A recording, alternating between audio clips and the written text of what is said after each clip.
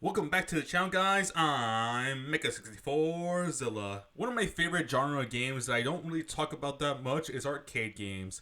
I love arcade games. Terminator Salvation, Dig Dug, Galaga, and of course, Metal Slug. Metal Slug is actually one of my personal favorite games of all time. However, if you ever played Metal Slug, then you know that you die very easily in that game. That's because the game is designed to be a quarter muncher. What is a quarter muncher? Well, it's a slang term for arcade games that are very difficult, designed to make the player spend more money to continue playing. However, when it comes to fighting game bosses, I often refer to them as quarter munchers because they're literally designed to make you lose and hit the continue button. So today's video, I'm going to talk about fighting game bosses, talk about how BS they are, also talk about some experience I have with them. However, this is not going to be every single fighting game bosses because there's a lot, and I don't really have any experience with some of these characters like Shao Kahn. I never met Shao Kahn ever in my life because I was too busy getting absolutely destroyed by Goro and his boys. Anyways, let's start this video off by talking about SNK bosses. I'll stay my hounds. Where's your brat? SNK file bosses are very famous because they're actually designed to be broken. No, this is not a skill issue moment. No, these bosses are actually designed to be broken. There's actually a fan term when referring to SNK final bosses called SNK's boss syndrome. BS for short. Probably the best example is Omega Rugal from King of Fighters 98. I hate Omega Rugal so much. For starters, he has a lot of health. He deals a lot of damage. Not only that, but he also reads your inputs. Not to mention, if you lose a round to him, he gets a lot of health back, which is, again, super annoying.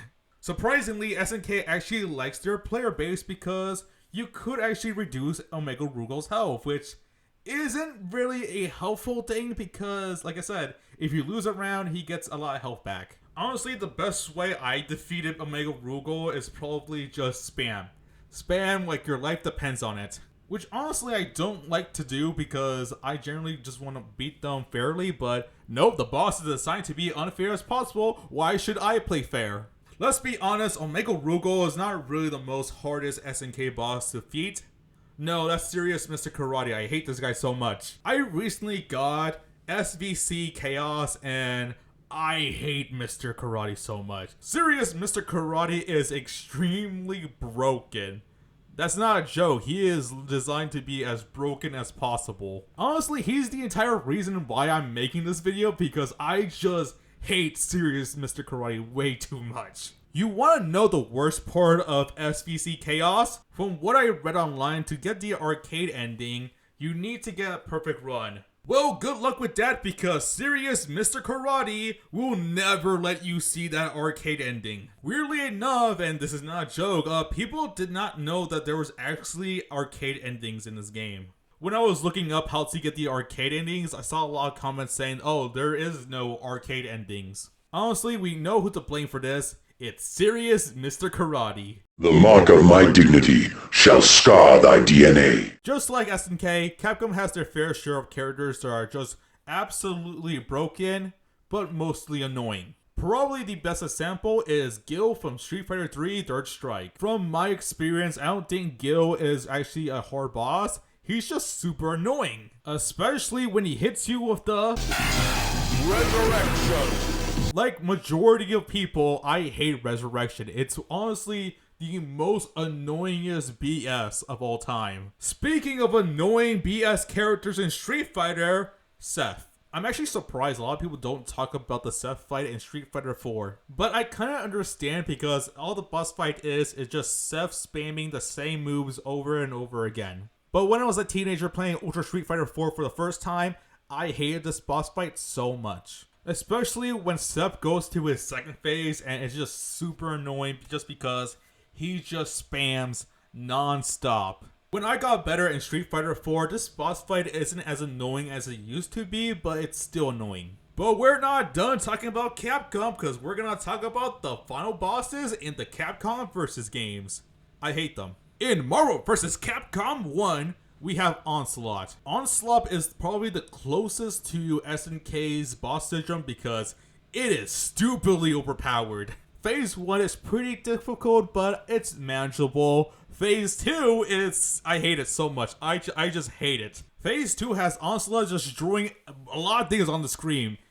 Beam attack, missiles, everything just to kill you. It is just super annoying and frustrating. You want to know the best part? You can only hit him in his head. That is his only hitbox that does a lot of damage. The best way to beat him is just use a character like Morgan and just use meter on him. And then we have Marvel vs. Capcom 2's Abyss. But unlike Onslaught, Abyss has 3 phases. Yippee! And just like Onslaught, he has only 1 weak point, which isn't annoying whatsoever. In Ultimate Marvel vs. Capcom 3, we have Galactus. Surprisingly, Galactus is more easier compared to the first 2. Don't get me wrong, Galactus is actually annoying as well, but compared to Onslaught and Abyss, I'd rather be fighting Galactus. Oh yeah, there's also Marvel vs. Capcom Infinite. I don't know what to say about this one. This is actually surprisingly easy. There's actually one more Capcom versus boss I want to talk about before moving on, and that is Yami from Tatsunoko vs. Capcom. I'm actually surprised people don't talk about this boss fight, but to be fair, Tatsunoko vs. Capcom is very niche. Imagine Onslaught and Abyss having a kid who loves eating meter, and that's basically Yami. No, that's not a joke. That perfectly sums up Yami. And no, I wasn't joking. He actually eats your meter. Sadly, I forgot to record any footage, so unfortunately, you either have to take my word for it or go play Tatsunoko vs. Capcom. It's a really good fighting game, especially for the Nintendo Wii. It's almost as good as Marvel, so yeah, highly recommend Tatsunoko vs. Capcom. All she does is